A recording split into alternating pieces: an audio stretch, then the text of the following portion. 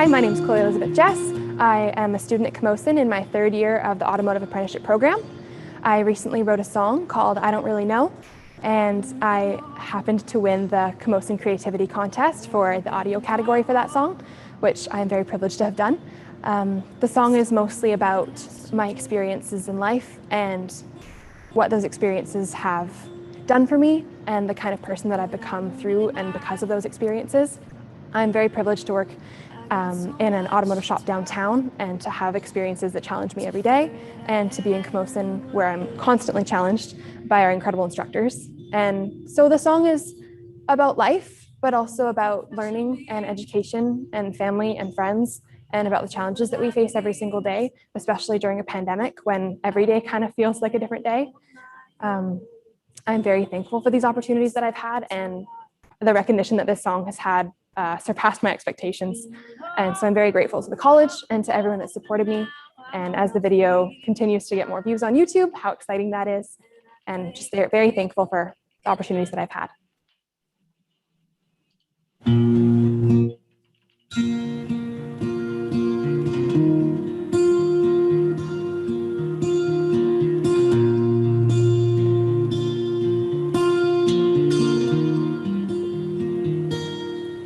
I don't really know where I'll be tomorrow, based on yesterday.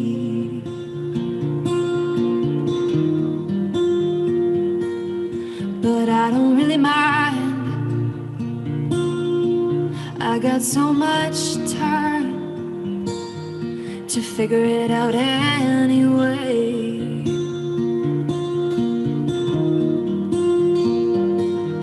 No need to pressure me,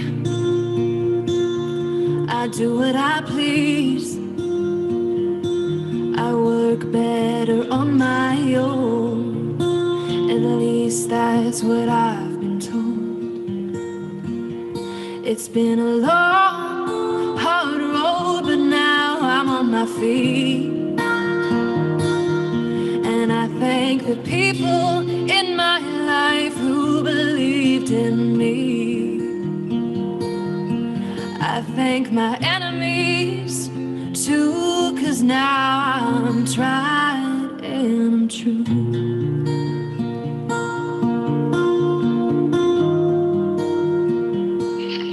I'll figure it out, probably build myself a house, lay down some roots somewhere out of town. You taught me how to be myself unapologetically. If I just move my feet and let my heart lead. The past is in the past, the future is ours. History will always be there, you know I got the scars. It's been a long, hard road, I've been through hell, but I made it out the other side, and now I'm doing well. Oh, I'm doing well.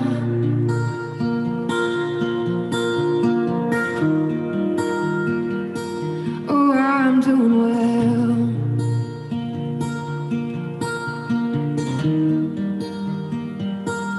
The world's almost always wrong, and failure's how you learn to look yourself in the mirror without wanting to turn.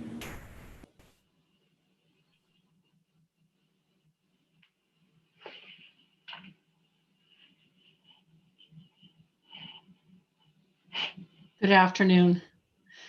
Wow, what an emotional way to start. Whew.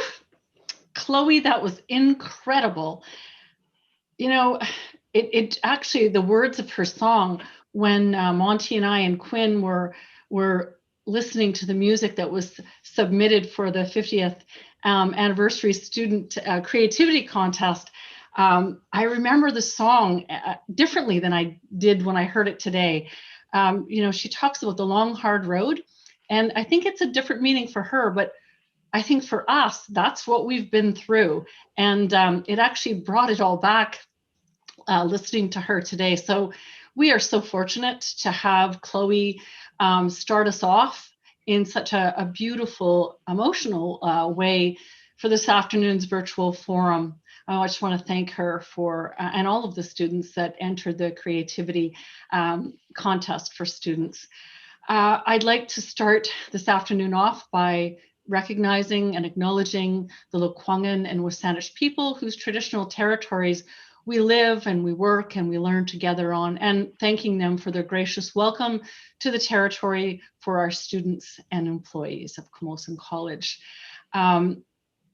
It is an emotional time, I think, for everyone, and in particular, my heart goes out to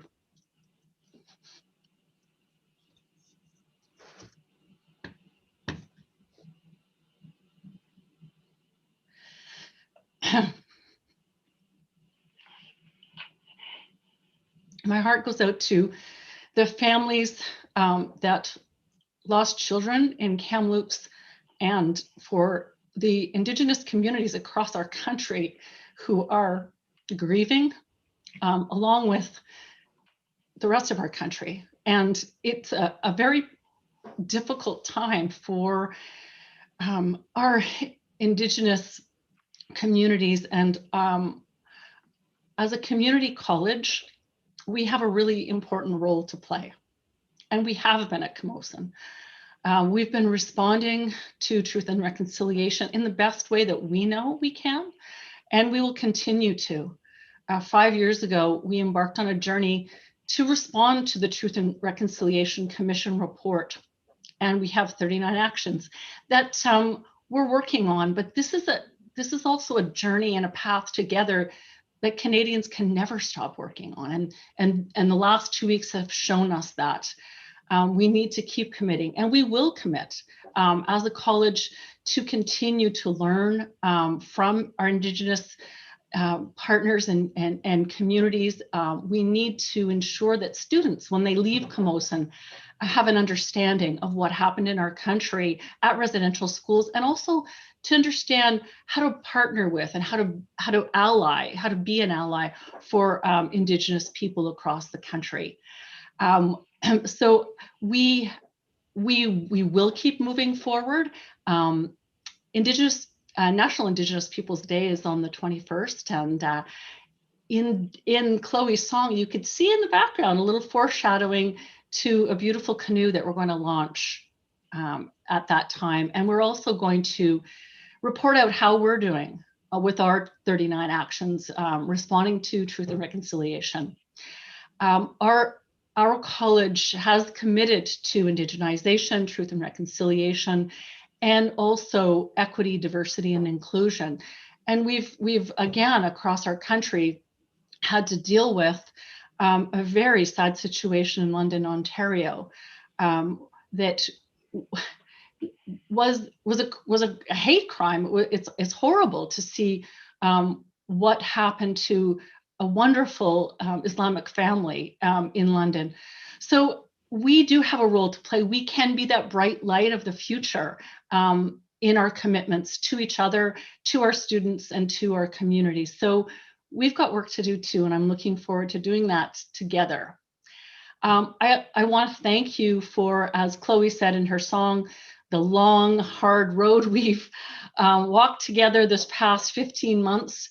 I don't know how to thank all of our employees, but you're all amazing. And the work that you've done, the creativity that you've shown, the sacrifices that I know that people were giving up parts of their family time to support each other and our students. Thank you. We will capitalize on what we've learned. And we will be doing that through the fall. You're going to see some questions coming out from me for you to respond to. The first question you're going to see is tomorrow. After we're finished the virtual forum, we'll have a thought exchange process that'll come out. And if you've been here for a while, it is a process that we've used in the past to develop our strategic plan and also to inform our campus master plan. The software has changed a little bit, but it's very easy to use. And so the first question we're going to launch is, what advice can you give the college as we come back together face to face in the fall? And we will be doing that. We have been hearing very clearly from Dr. Bonnie Henry and her staff about the expectations for the fall. And the expectation since March is that we will be back face to face. And I know when she wrote that letter to me and all 25 post-secondary presidents, I thought, really, is that going to happen? And as we move through each week, something seems to happen in a really positive way with what we've been dealing with the pandemic. And we've seen 2 virtual town halls that she has hosted that we've posted in Cam News. One was for union leadership and college leadership that we've posted for everyone to see. Along with a couple of weeks ago, there was a student one, which was really informative about the fall. And with the vaccine rates going up and the numbers of COVID cases going down and the 4-step plan that the government has put out, they've got us back to normal in September. But in the meantime, there are still restrictions. And I know many of you have submitted questions that we'll get to answer as best we can. Now, of course, we follow the guidance and direction of the Provincial Health Office, WorkSafe BC, the provincial government. And there are also some nuances for each sector. So we have guidelines that we've shared with you through Cam News that are being updated right now. So we hope to share the new guidelines coming up in a couple of weeks about what we can expect in the future. I know that many people are excited about coming back in September, but also nervous. If you've been away from the campus for as long as some have, it will feel different for you. And I just want you to know that we're going to do everything we can to welcome people back, students and staff, and we'll be following the guidelines that we've been given. I know it'll be an exciting time, but it'll also be an anxious time for some people, but we'll work with you for sure. So welcome to our virtual forum. And I'd like to pass it over now to our moderator. Thank you so much. Rodney. Hi, thank you very much, Sherry, and thanks for everyone joining. I think we've got about 400, just over 410 attendees, so thank you very much. My name is Rodney Porter. I'm the Executive Director of Communications and Marketing. I'm going to be helping to MCs today, virtual gathering. So the next step in our program is that we're going to be hearing from a few members of our college community about their experience coming on campus to study or work. We're going to hear again from Chloe Jess in a pre-recorded video. And the reason we're using pre-recorded videos is that Chloe's at work today. And unfortunately, she couldn't attend, but we're very grateful that we were able to record her at the CTEI building on Interurban. Then we're going to hear from Brad Moore. He's the chair of visual arts, followed by Mandy Hare, chair of dental programs. And then finally, we're going to hear from Patricia Fatla, and she's the occupational health and safety coordinator with the college. So over to the production crew to play the video of Chloe and the message from her about coming on campus.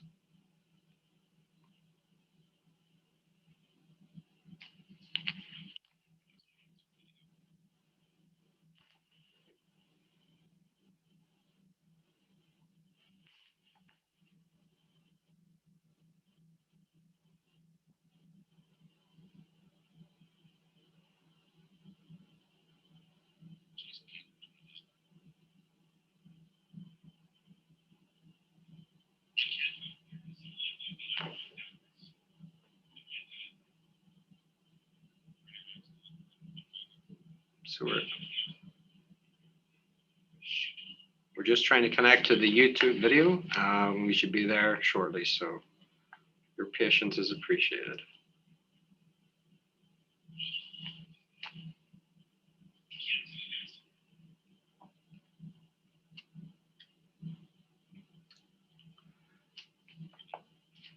Okay, we're going to have to come back to the video. We're just hitting a little bit of a technical issue connecting to the video. And hopefully we'll be able to go to our first real speaker, and that's Brad Muir. Brad, are we able to connect to Brad? I believe I'm here. You are indeed, Brad. Thank you very much. Voices, yeah, there we go. Thanks, Rodney. Yet another moment of adapting in 2020, 2021. So I'll just go ahead and get started here then. I just want to thank everyone for this opportunity to speak. On behalf of the Visual Arts Department, I'd like to acknowledge our gratitude and thanks to Arts and Science and the college for supporting our students throughout the challenging circumstances of fall 2020 and winter 2021. And special thanks go out to all the folks at OHS, facilities, IT, and Settle for helping make last year and this upcoming year happen for all our students. I think when reflecting on what I was thinking about coming back to campus is I've been fortunate enough to spend quite a bit of time here during the pandemic distancing, and in reflection, I'm quite excited to be moving forward and at the potential positive changes that can come out of the last year and a half. I think we're all aware that the past months have been made up of countless unknowns and seemingly endless modifications, which we've all endured as individuals and together. Quite simply, it's been a really tough year and a half. And so moving forward is a really great opportunity, and I think we've all been waiting for it for quite some time. In my opinion, it's important that we continue to celebrate and advance the cooperative, experimental, and encouraging nature that defines Camosun College community. By my interpretation, I personally feel that we need to, and I personally have a great confidence in the process and the guidance that's coming from the health authority. And I believe that this is vital in order for us to support our students and foster an engagement with equitability.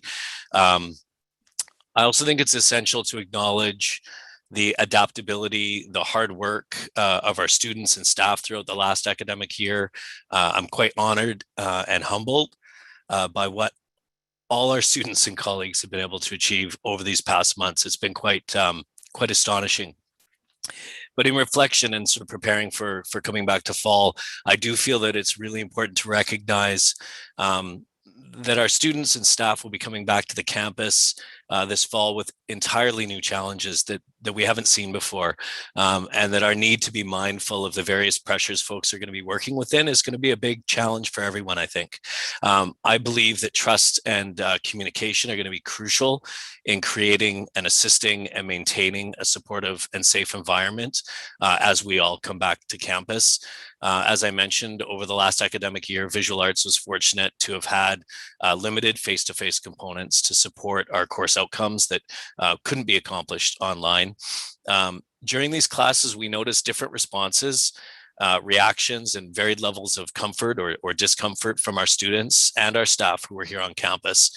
And I anticipate that these types of challenges will occur throughout the fall, and that they'll be manifested in many different ways, and that this upcoming period of adjustment is going to continue to challenge a number of folks. I'm really thankful of the Camosun students, that the Camosun students have the resources of student services. And I've really become even more aware over this past period and the environment that we've been in, the invaluable contribution that student services and the staff and the resources within the college offer for our students and for us to be able to help support our students. My experience so far being on campus is actually been really great with OHS and facilities. We've seen them firsthand working tirelessly to ensure that our staff and our students are returning to a safe environment. Again, hats off to the work that these folks have done to get us through the past year and a half and continue to do as we move into the future. And just in closing, I think I'm echoing something that was the spirit of what Sherry was mentioning. But I think it's really important to recognize that The COVID pandemic, while significant, is just one of many really complex and challenging powers that's shaping our sense and experience of the world as we return to campus this fall. And Sherry, you got me all emotional here. I look forward to being shoulder to shoulder with our students again soon, and hope that the work that we do continues to move forward, and the changes that we implement are more broadly focused than simply a fight against COVID, and that we can move to make the college a safer place to return to. And that in doing so, we understand and continue to truly think through the realities of what safety means for all our diverse learners and all of our staff. This is crucial, and I think probably one of the most learned things from the last year and a half is how important we all are for and to each other, and especially with the circumstances that have become repeatedly brought to our knowledge. So with that, I thank everyone for their time. I can't wait to see all of you in person again. It'll be nice if we can see each other's smiles from behind those masks again.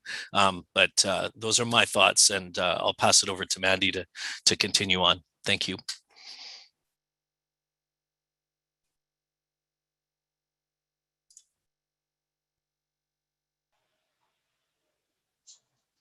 Okay, thank you so much, Brad. And I certainly mimic all of your thanks to the people at Camosun that helped bring our students back and your other sentiments.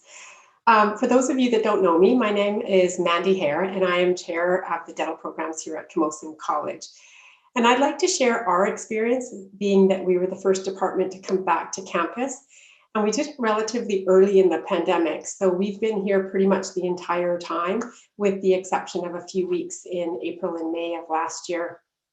And I think it may be helpful for all to know some of the complexities that we were dealing with. So not only did our faculty switch to online classes like everybody else, but we also had to concurrently figure out how to bring our students back to campus for their clinical learning, and how to bring back public members so that they could continue to receive dental care from our students. So if you can imagine, our activities required up to 50 people in the dental clinic at the same time, where students couldn't physically distance themselves from their patients because they're providing care to them. And the clients could not wear masks because we're providing care for their teeth. So we were not exactly engaging in low risk activities. So you can imagine that the dental faculty and staff were initially very nervous and worried about coming to work. We are worried about our own personal safety and the safety of our loved ones, as well as the others that were on campus. And I know there's many of you out there that may be feeling the same thing about the fall if you haven't been on campus since the pandemic. But what made it possible for us to proceed was knowing that Camosun College was just as worried about our safety as we were, and they were not going to let us proceed until we had an approved, solid, evidence-informed plan in place for safety. So the occupational health and safety and dental teams actually worked together to develop that plan, and it worked. We did not have a single case of COVID-19 as a result of our programs, even though it was all around us and family members of our students shared that they were COVID positive.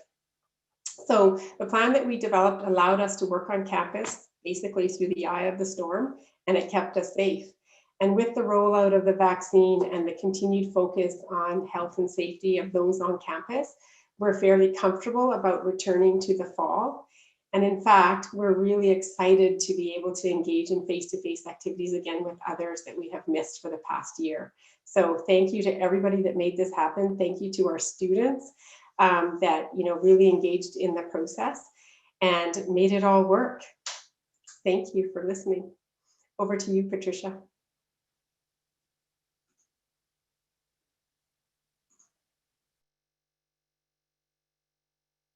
Hello.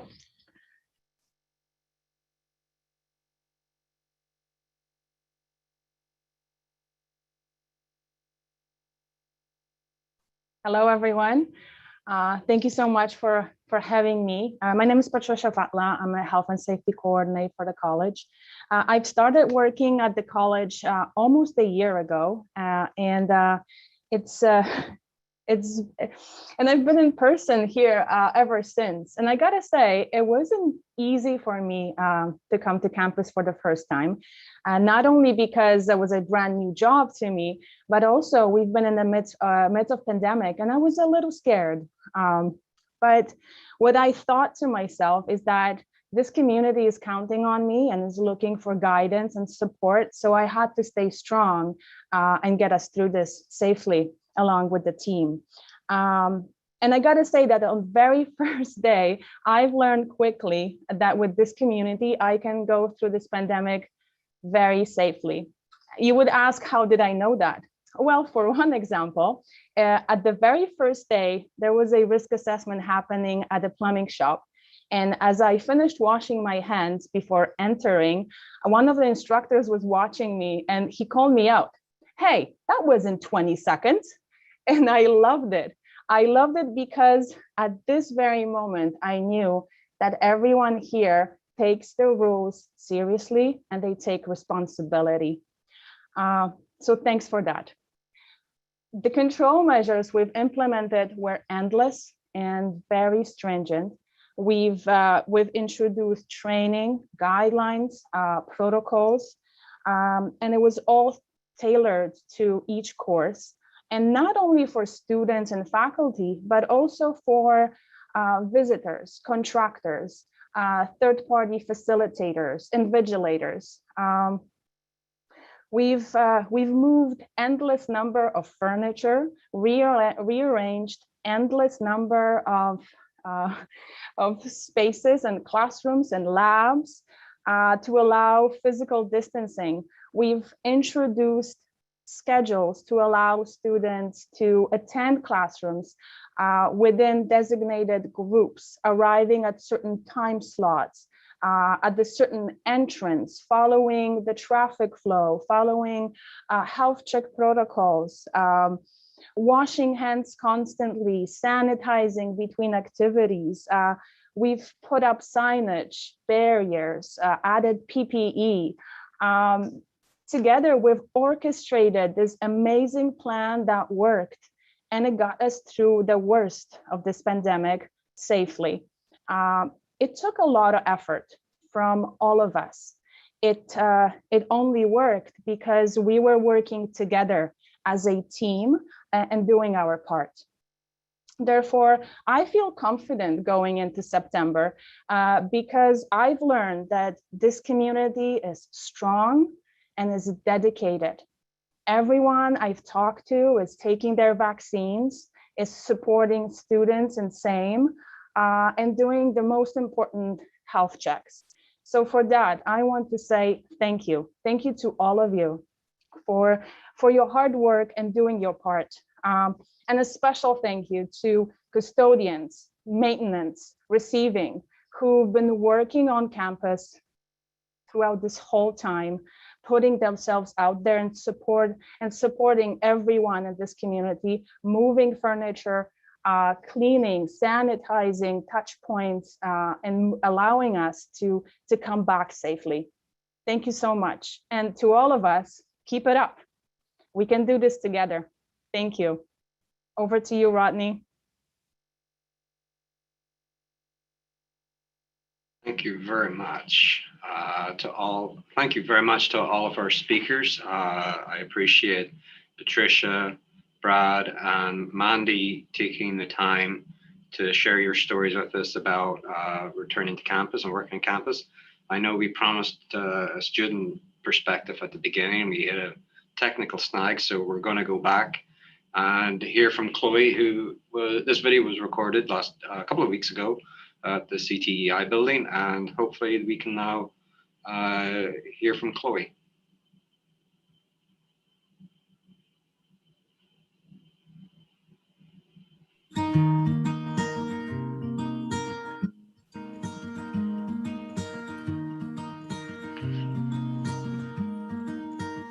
When I was finishing first year last year in the spring, the pandemic was beginning, and in my last week of school, actually, we were pulled out on the Monday, right when we were supposed to start our exam prep, and we went online, and it was quite a learning curve for everybody, and we actually only had one day of online classes and then heard that our apprenticeship exam was canceled.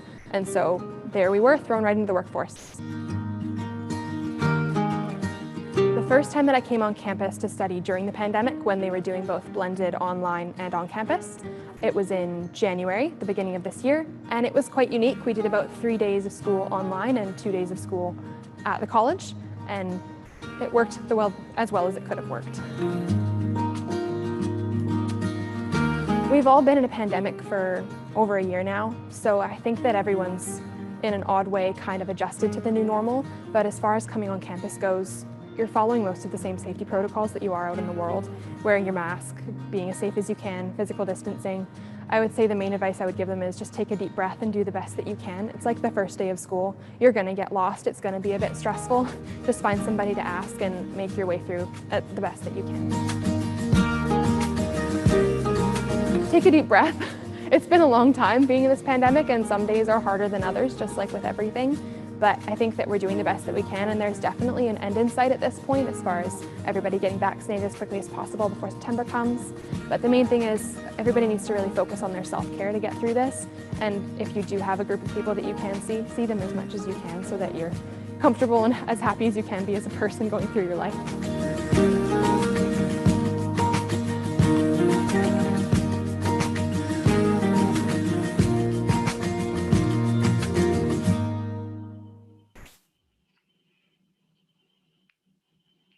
Thank you very much for all of our speakers, and thank you to Jason King, Jason Haggerty, and Clifton Dildy for behind-the-scenes work in making the production possible, and for helping with the video from Chloe. So now we're going to address some of the pre-submitted questions that will be addressed by members of the college executive team and Ian Toll, who's Executive Director with Facilities Services.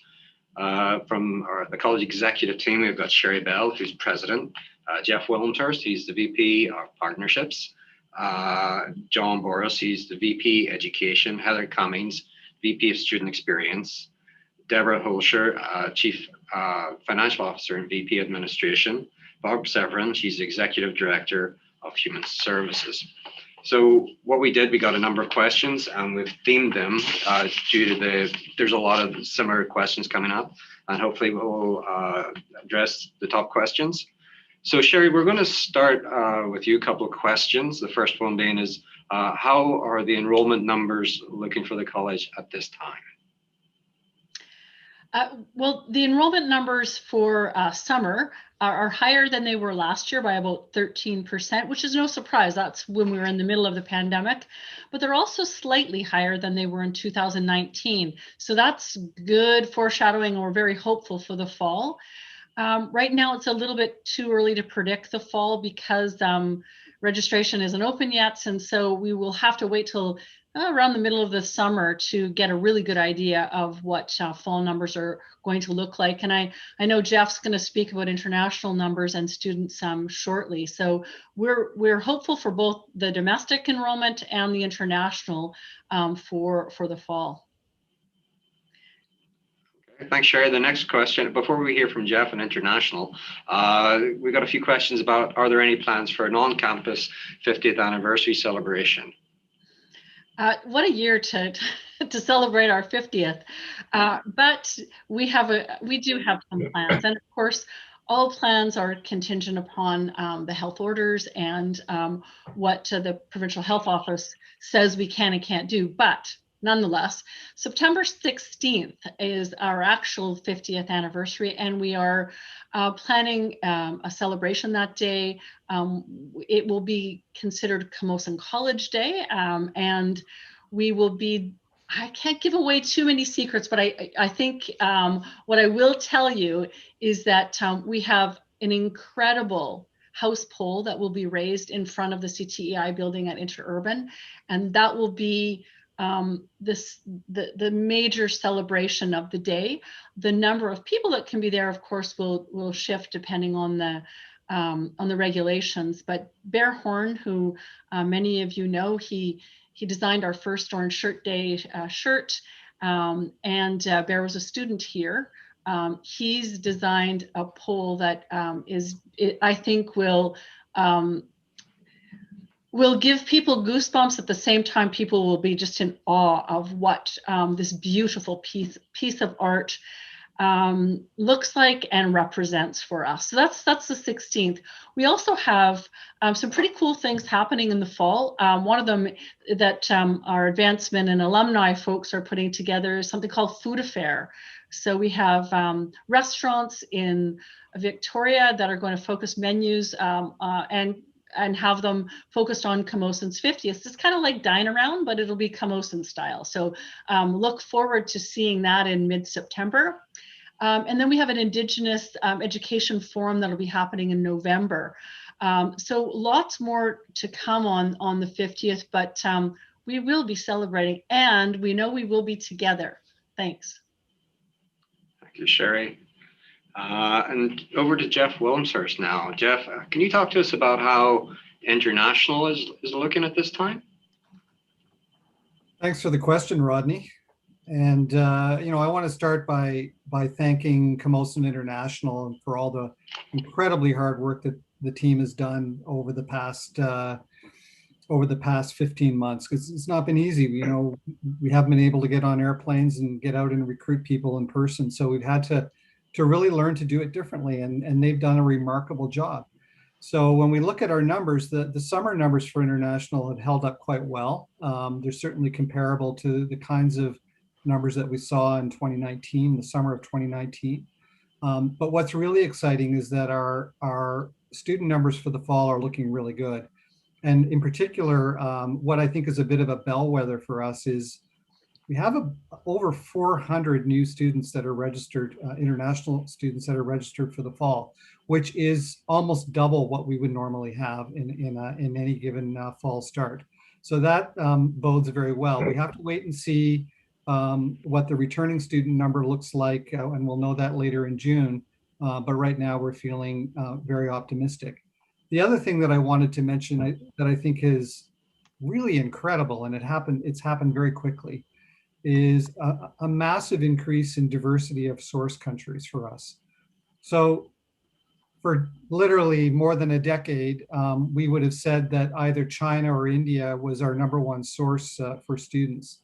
And I'm amazed to tell you today that in fact, Mexico is going to be our #1 source country this year, in all likelihood, followed closely by by India and a couple of other Asian countries. But we're seeing a huge influx of students from places like Peru, Colombia, Brazil, and that's really exciting. I was mentioning to someone today that I was looking at a chart of what our student numbers our new student numbers for the fall look like, and it's a little bit like the LGBTQ flag. It's so colorful and so diverse. So I'm really excited about that. Thanks, Jeff. Next question, we got a few about the status of continuing education, and will it be returning post-pandemic?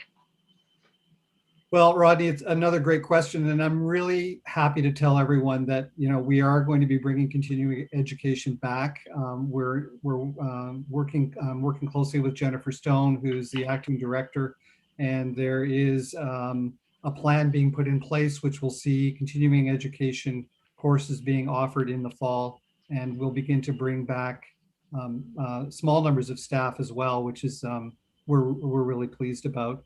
And again, thanks so much to the contract training team that has remained with us during the pandemic, who've mainly been working out of the Coastal Center, where we've continued to offer programming.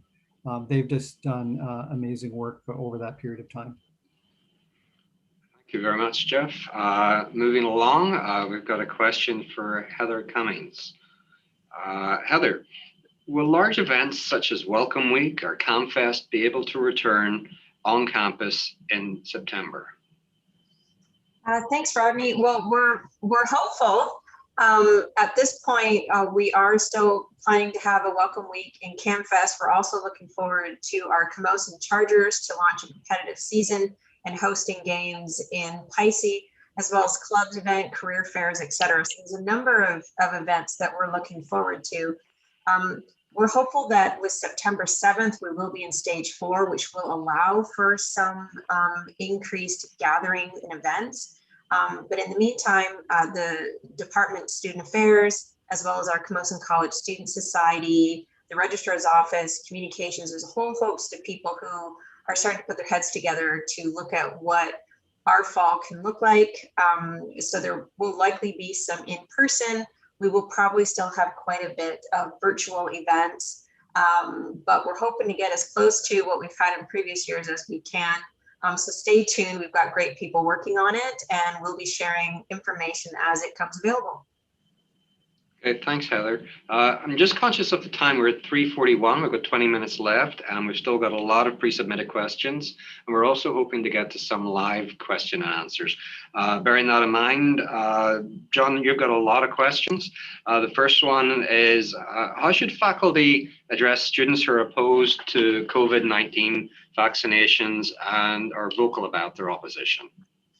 Thanks, Rodney. And I always notice that you provide a warning about being brief just before introducing me. So thanks for that. And really, the answer to the question is much as we would see through the information we've been getting through the Provincial Health Authority.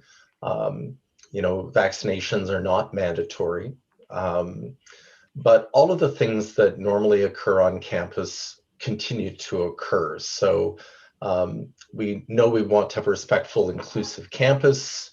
We also want to be sure that everyone knows the same protocols apply to if a student is being disruptive or interrupting teaching and learning in a learning space or anywhere on the campus, that faculty have the right to contact security and deal with any class disruptions just as they normally would. Okay, thanks, John. Should instructors run lectures and labs online if they have symptoms but feel well enough to work? The answer to that one is pretty straightforward, and that's as we've navigated COVID-19, we know that anyone who isn't well, doesn't feel well, just stay away from campus, stay home, and take advantage of the time to become well. And can schools maintain some online delivery options? That's something that we've struggled with a great deal, trying to get the proportions correct. As we look at the delivery across campus, we have tried to take into account the desires of faculty for change delivery models, the desires for students. Largely, we've heard that everyone is eager to come back to face-to-face. We've done our best to introduce a range of online programming in the School of Business and Arts and Science. Health continues to provide some theory courses using blended models. I've mentioned Arts and Science. Access, I think, is very happily coming back to campus. And Trades and Technology, of course, was primarily on campus already and is continuing that. It is something that in the fall, we really want to spend a chunk of time thinking about who we want to be as a college with respect to alternate delivery models. And folks across the teaching and learning areas will be brought into that conversation as we make sense of what the best picture is of a Camosun college that responds to students that really appreciated the flexibility of working online. And that's certainly something we've heard, albeit from a smaller number of students than those who want to be on campus. Okay. Thanks, John. Will students be required to have a COVID-19 vaccination? As I've said before, in this country and in this province, vaccination is not mandatory. And so really, there's no way for us to require that. We will continue to follow the advice and guidance of the Provincial Health Officer and Island Health. And we certainly want students and employees and all of us to learn about the benefits and safety of the vaccine and consider vaccination to protect themselves and their community. I know I feel pretty proud to have been part of the vaccination program, and I hope others will as well. Okay, John, your last question is, can faculty require students to wear masks for office meetings? This is a great question, and it's one that we're still asking questions ourselves. We know that the guidelines that have been provided to us identify that that wearing masks will depend on the rate of COVID-19 transmission. But we've been told that masks in common or public spaces will become a recommendation at around July 1st, and that masks in common or public spaces become a personal choice September 7th. Those are rough numbers, and we anticipate there'll be changes to that information. We know that requirements for masks in more structured indoor settings like libraries and offices will be informed by the provincial health officer. And we'll keep providing information. But I think it's also important to recognize that for folks, faculty having meetings with in confined areas, it's always a faculty prerogative to look at alternate ways of conducting the meeting. We still have access to technology and phone for office hours, those kinds of things as faculty wish. So our intent is to be as supportive as possible, but at this point, information is shifting still. Okay, John, thank you very much. Deborah, moving along to Deborah, just conscious of the time. Does the college still have a deficit, and will it impact service delivery in the fall? Thanks, Rodney. Yes, the college continues to be in a deficit position, following up from last year within our approval levels. What this does, having a deficit, running the deficit, allows us to maintain our current level of operation so that we can continue to provide the full range of programming and services that our students expect, and to have everybody come back to campus in the fall. Okay. And the other, we got a question about the status of Wilna Thomas building. What's going on with it? We did start work over the last couple of months. There was some sort of internal demolition, getting ready for the larger renovations. We've done the washroom upgrades already. Final design's been done, and we're just waiting for a building permit within the next 2 weeks, and then we'll be starting full renovation. So it'll be well underway when we're back in September, and we are still working towards a completion date of March 2022. So we're very excited about that. Okay, thanks, Deborah. Moving along to Barb Severin, we've got a number of HR questions I think a lot of people are wanting to know about. What's the college, Barb? What's the college's position on the possibility of partial remote working? Well, thank you, Rodney. I think as people know, the college aligned its approach to remote working during the pandemic to align with guidance that came from the Provincial Health Office and government. And so remote working arrangements that weren't in place prior to the pandemic should be considered to be temporary. And our plan is to transition everybody back to campus in August and September. Having said that, any longer term changes to the college's approach to remote working have to consider all kinds of things like context of academic design and operational requirements, as well as the needs of our students and various communities. But with that in mind, we are going to be looking at developing some guiding principles and decision-making approvals process to help guide the possibilities for remote working into the future. So we know that it's an issue that's near and dear to people's hearts, and we will be looking into it further over the coming weeks and months.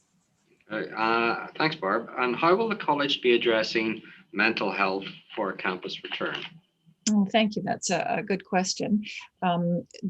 Mental well-being impacts from the pandemic will extend well past our return to campus. And we know that mental health supports being provided will be really critical to our employees in resumption of in-person attendance and participation in events and so on at the campus. So we can remind people that the supports that are available through Homewood Health are accessible 24/7.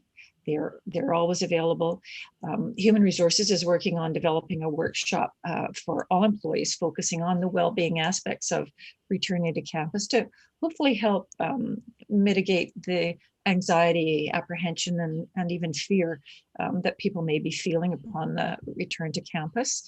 We've got a number of CAM Helps articles that are being developed and will be shared with our employees related to return to campus. We've got planning underway around the next phase of the employee mental well-being support plan. And we've also got workshops being offered in skillfully responding to distress for workplace leaders. So we did a pulse survey in May, and we're taking the information that we got from that to inform development of further resources and supports for our employees in the hopes that we can provide those kinds of resources to people in terms of their mental well-being. Okay, thanks, Barb. Conscious that we've got 3 minutes left and we still haven't asked any questions of Ian Tull. So Barb, you're off the hook for the next couple of questions. Thanks. And Ian, it's just because I'm conscious of the time and I do want to try to address some of the questions we brought Ian Tull in. So if we could queue up Ian, we've got a question around will masks and physical distancing still be required in September? I am here, but I don't think anyone can see me. Maybe I'll just answer the question because seeing me is not that important. Yeah, it's a slightly complicated question because it has some timelines associated with it, and it of course depends on the circumstances we find ourselves in. But John has already partially answered the question around masks. So wearing of, of course, in the first place, we're going to continue to follow the guidelines and recommendations of the PHO, Island Health, WorkSafe BC, et cetera. And the wearing of non-medical masks in indoor common areas is going to depend on the rate of COVID-19 transmission and what the PHO orders are that are in effect at the time. But as a guide, so the BC Restart Plan that came out on May 25th outlined a couple of milestones. So by no earlier than July the 1st, it's expected that, as John pointed out, in common or in our public spaces, masks are expected to become a recommendation. And then no later than September the 7th, the same circumstance in common and public spaces is expected to become a personal choice. Now, that's in common areas, and it's a little bit important to differentiate between indoor common spaces and then structured indoor settings like classrooms. So in those circumstances, the structured indoor settings like classrooms, libraries, workspaces, et cetera, the requirements for masks will actually still be informed by the provincial health officer and by the return to campus guidelines that are expected to come out later this month.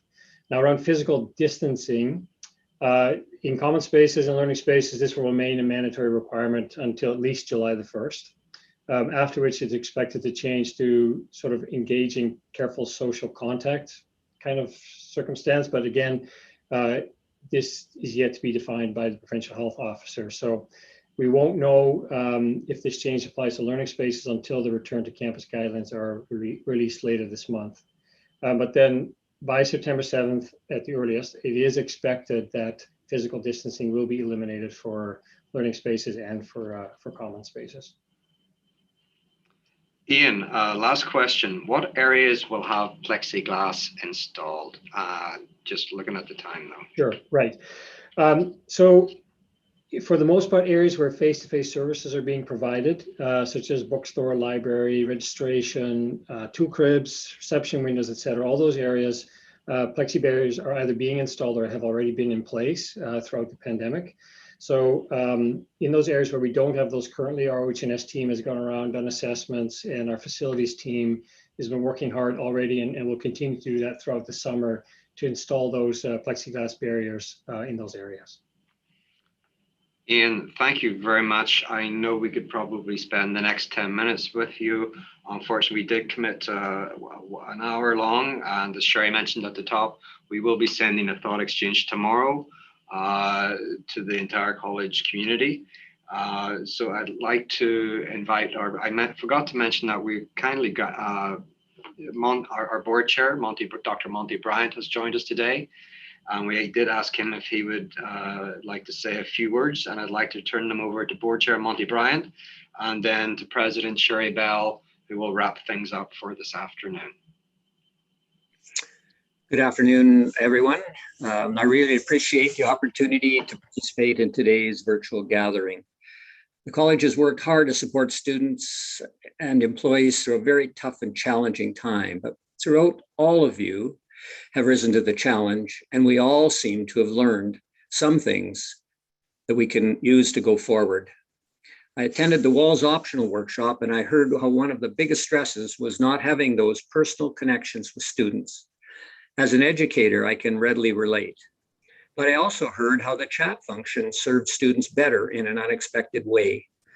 Students were more inclined to ask questions, so they felt less embarrassed and weren't interrupting the lesson. I've also heard that some of the ways of assessing students differently could be retained.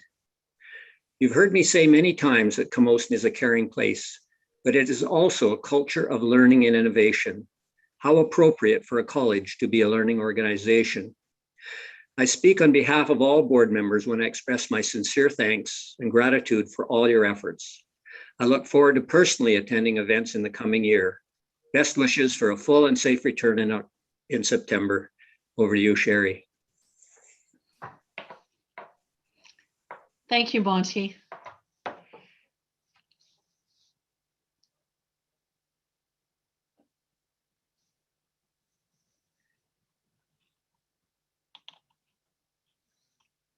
Thank you, Monty. I just want to say thank you to everyone that came today. I know we didn't get to all of the questions that were pre-submitted and the ones that were live.